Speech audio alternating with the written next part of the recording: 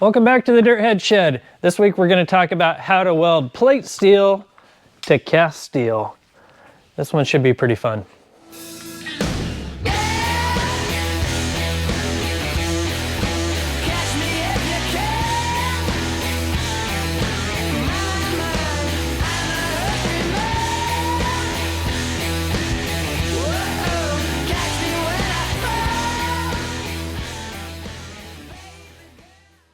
All right, we're back in the shop working on Louis Vuitton, my 2008 Ford Super Duty, and this video is actually going to be all about prepping brackets for getting ready for welding, how to do that so that you don't end up creating problems for yourself later on, and how to weld this plate steel bracket to this cast steel steering knuckle in the process that I go through. So follow along. This one should be pretty fun. It's gonna be a lot of tech, but it should be a pretty good one. All right. Let's start with figuring out why that doesn't go in there. All right, we have a lot of work to do. Before we get into welding onto the cast steering knuckle over there, we've got to prep this bracket and get it ready to go. Let's start by disassembling this. I just had this one mocked up in order to make sure I had all the pieces and idea right.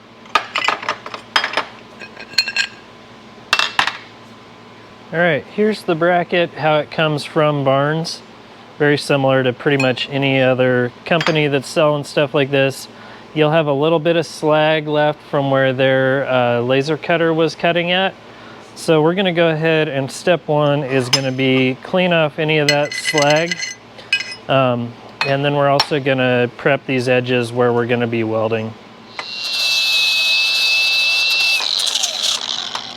The steel that they use is basic mild steel, but it's called pickled and oiled. So it really doesn't have much mill scale on it, but it does have sort of a hardened edge or a crust or whatever you want to call it from where the laser cutter ran. So I'm going to go ahead and clean those edges a little bit too. That's the overall look that we're going for. So now we can go ahead and weld this bracket up so that it's kind of ready to go as a unit. Since I know this bracket is assembled correctly and that's like the right shape to go onto the vehicle, it's time to start prepping it for welding. We're creating a double shear steering arm, meaning the tab or the heim joint here has tabs on either side of it rather than just a tab on one side. So what we got to do is kind of continue assembling this thing with the heim joints and parts. But what happens every time you weld one of these things together, it seems like they always shrink up. Like they never go apart and make it easy to get a heim joint in and out of here. They always seem to shrink together. So we gotta like do a little bit of work to compensate for that. And that's what these things are for. These are just shims that I made out of a beer can that I borrowed from a neighbor. And we're gonna use those in place basically to take up a little bit of space in with the heim joints here. So there we go. We got our bracket sort of assembled. I'm going to add shims on the other side, some washers. This bracket's ready to start welding. Let's go ahead and get the MIG welder out for this. The welder I'm going to be using for all of the work today is this little Miller Multimatic 220. This is a multi-process welder, meaning it does MIG and TIG and stick welding. Right now we're gonna do some MIG welding, 1/4 inch material. Let's see how we do. Clamp my table, get my MIG torch out. We're gonna end up using a mix of MIG and TIG welding on this process, but it can also be a mix of MIG and stick welding, or all stick welding, or all TIG welding. This is just how I'm going to do it. So let's go ahead and weld this bracket up, get it prepped. I'm going to start by welding these tab and slot sections on the bottom side of this bracket, just kind of as a warm-up. Make sure if I don't have my settings right, I'm not doing it right where everybody's going to see it, right? All right, Dave, don't suck at welding today. Okay, we'll try not. Why is my gas not on? What is going on here? Oh, my regulator was turned all the way down. All right, if you're gonna do a bunch of welding on YouTube for the rest of the world to see, make sure your welder's set up properly to start with.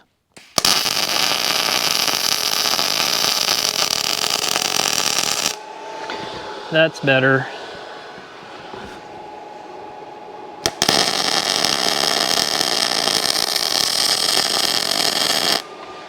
Welding up these tab and slots is basically just a rosette weld. You want to like make sure you focus your heat down on the material inside of the hole. Get that hot enough, and then as it draws up or fills in the hole, it puts plenty of heat into the plate on the outside of that hole. Now, basically, all we need to weld on this is this outer fillet weld, this inside edge here, and then we'll wrap around the corners and we'll just put a little bit of a weld on the inside of these tabs.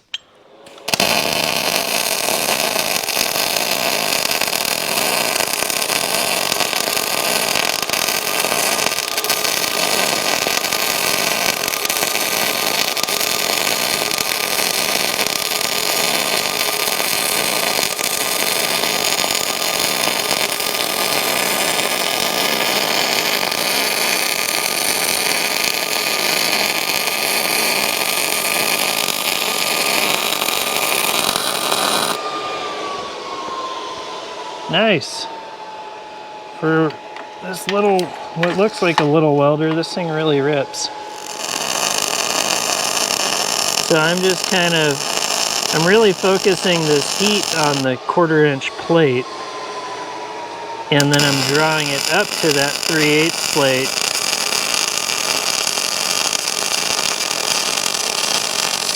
And even though I just have the welder set for 1/4" material, it is running plenty hot.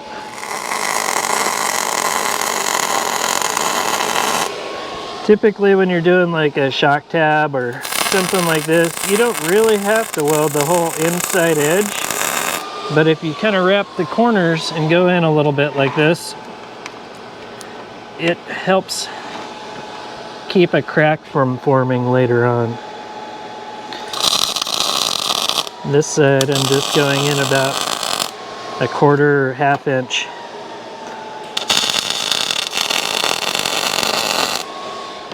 All right, let's let that thing cool for a little bit, and then we'll come back and see if my little shim trick worked. I might have lied to you when I said I was just letting this cool. I actually had to go over and check the live feed at King of the Hammers. It is Everyman Challenge Day, and a bunch of friends are out there racing and getting rad in the desert. All right, let's go ahead and pull this thing apart and make sure it works the way I was hoping. All right, as we're mocking this up, I can see that I do have a little bit of sanding to do on the tab over in this corner. And then there's a big casting nub right here that I need to kind of sand that off. And then this thing should drop into place perfect. One of the tricks that I learned, it really was only about 2 years ago, was how to test if you got cast iron or cast steel. And basically, if you can grind on it and it shoots orange sparks, it's cast steel.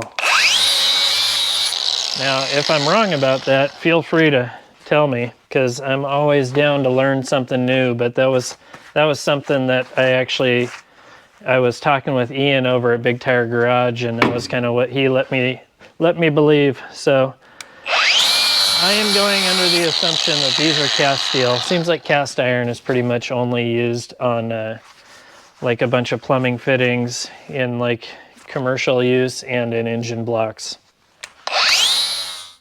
We've got the knuckle prepped. I got that bump sort of sanded off, and everywhere that I'm going to be welding is clean. You can see here the heim joint is still a little tight, right? It's still kind of tight getting in there. So what we're gonna do is make sure that we don't have a problem later on by making a jack bolt. This is kind of a cool trick. So we're making this jack bolt assembly going here, and basically all this is a piece of all thread with a nut on either end and washers.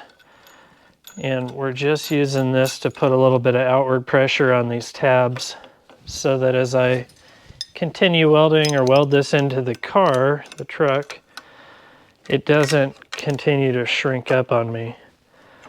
This is like a really good trick for when you're doing shock tabs and things like that.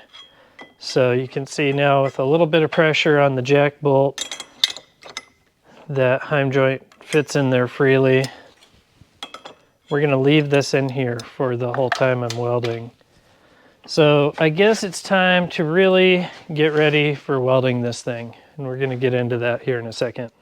One of the things that's important when you're welding cast is that the cast piece is heated up and warm. I'm not sure the number that you're supposed to get it up to, if it's like 600 degrees or 300 degrees or what, but the idea is that you heat the material up so that when you weld, it's similar in temperature to the plate that you're welding to it, and then it's also important that you cool it slowly. So I'm going to heat this piece of cast up probably about 300 degrees. I have an oxyacetylene torch. You can also use like MAP gas or propane. And then I also have one of these temperature gauges that shows the temperature of the material. Right now it's at 57 degrees. That's not hot enough. So let's go ahead and warm up the areas where I'm gonna be welding.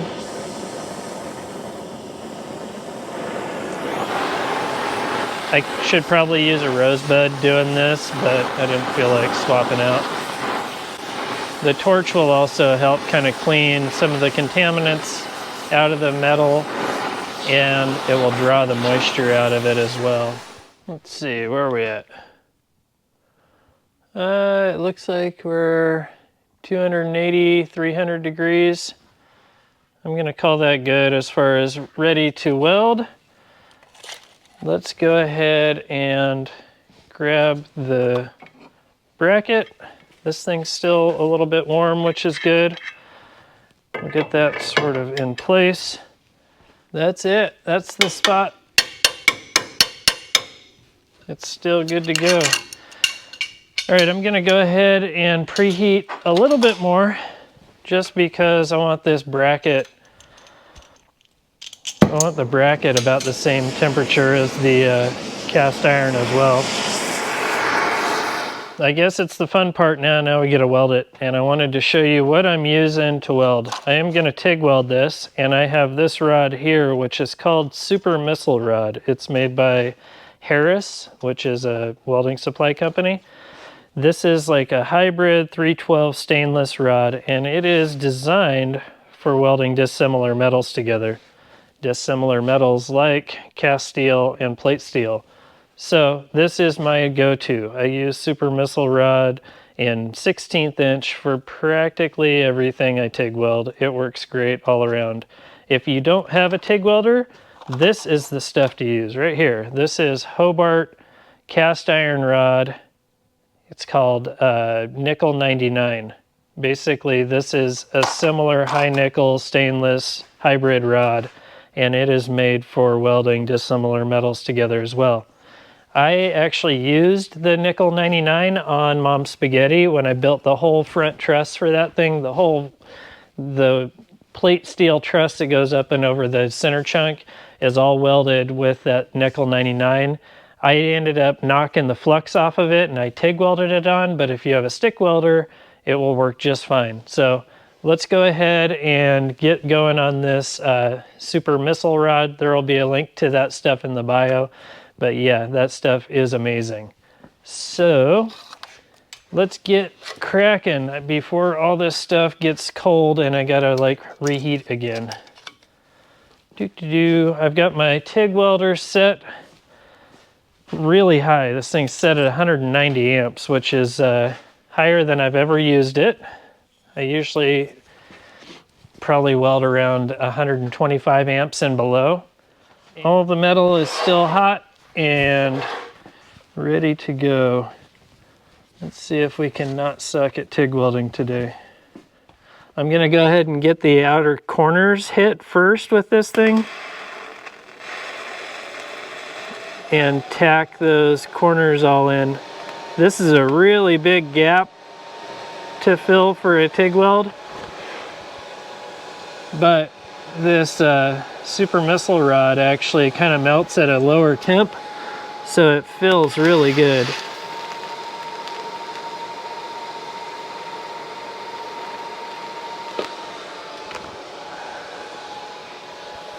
We'll get 4 corners tacked on this thing. That way hopefully it doesn't move around on us at all.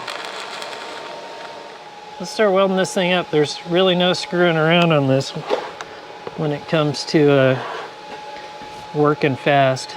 You can see I've got my short cup on the back of this thing, or short, I got a short piece of tungsten in there and a short cap so I can get in here as well as possible. I'm gonna try and weld the hardest spot first and see how we're doing.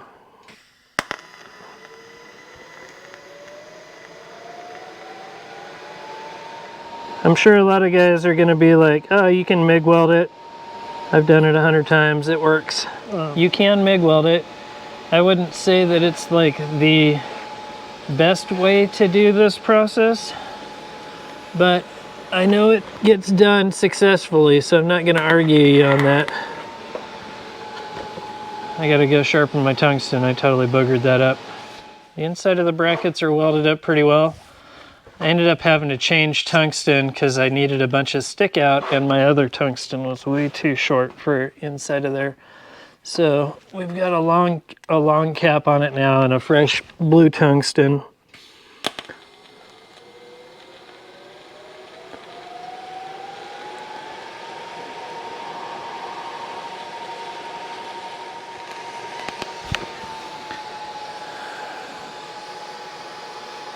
We'll let that one rest. We'll run our vertical over here on the side, and then we'll do the underside, and we'll probably end up going back over and doing a second pass on just about everything.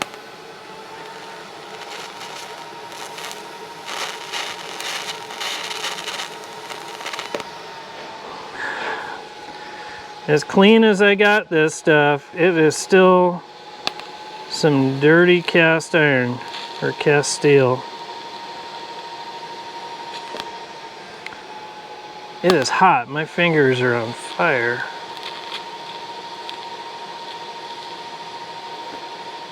We're on the home stretch now. I got all of the welding in place, like the first pass.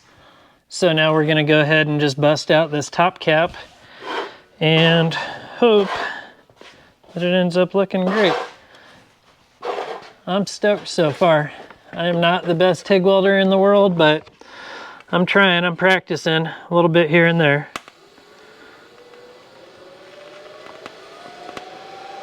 Man, everything's hot.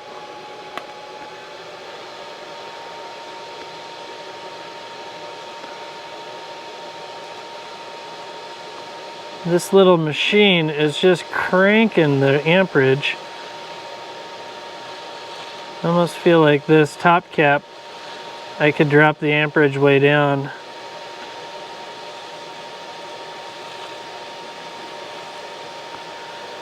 Because it's like able to cut into this cast steel like it's nothing. Whew, pinky's on fire. Ah, that looks good. This is awesome. Go ahead and get this inside one here. Before I found this super missile rod, I used to buy just a 312 stainless rod, and I would buy it from McMaster Car, and that stuff worked really well as well for this job.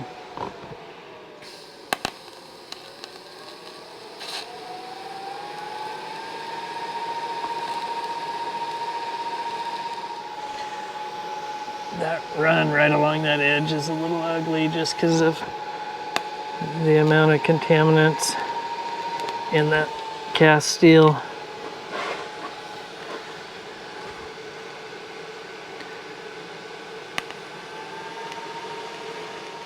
I'm pulsing the throttle, the foot pedal a little bit there, trying to get it smooth. Oh, flashed myself. That's looking good.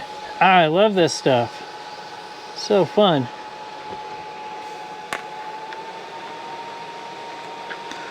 See if we can get a good run around this spacer tube.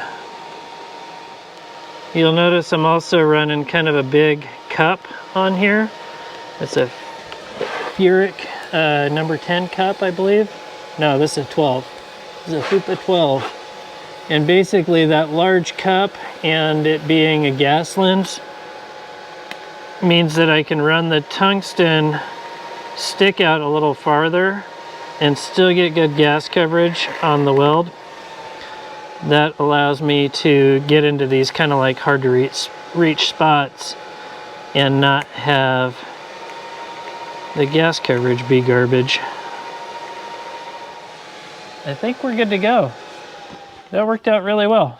Got this plate steel, big old honking 3/8 plate, welded successfully onto this cast steel knuckle. What a fun one. Here's the last of the tricks. You want this thing to cool down. I have snot running out my nose. Here's the last of the tricks. You want this thing to cool down as slow as possible. Some guys will keep heating it and like cool it really slow that way. Some guys will wrap it in tinfoil. I am gonna take this fiberglass welding blanket and I'm gonna cover this thing up and I'm gonna walk away. I'm gonna let this thing cool nice and slow. Check it out. That's pretty good in my book. I am not the greatest TIG welder. I'm not even hardly a good TIG welder. But I got that arm on there and it's gonna be strong and good to go. The super missile rod is where it's at. If you can't get that, you can use 312 stainless rod. If you don't have a TIG welder, you can use this Nickel99 stuff from Hobart. Again, I bought this at the I bought this at the tractor store. It's made for welding cast iron, but it works great for all kinds of dissimilar metals. Thanks for following along. That was a fun little tutorial in the old dirt head shed.